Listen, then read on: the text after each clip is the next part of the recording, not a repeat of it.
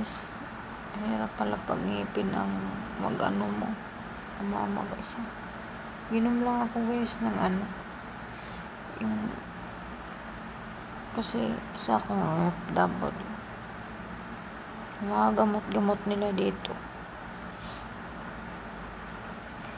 Bali 2 days na to, nung kahapon di pa masyado siya, pero sumakit siya talaga, as in masakit na masakit. Tapos ngayon pangalawang araw ko na, ayan na siya, maga na siya as in, tapos sakit sa ulo super. Di ako makana, grabe sakit, pati ulo. Iba pala pag ngipin ang sumasakit, lahat ulo, lalo na yung ulo, maapektuhan siguro pag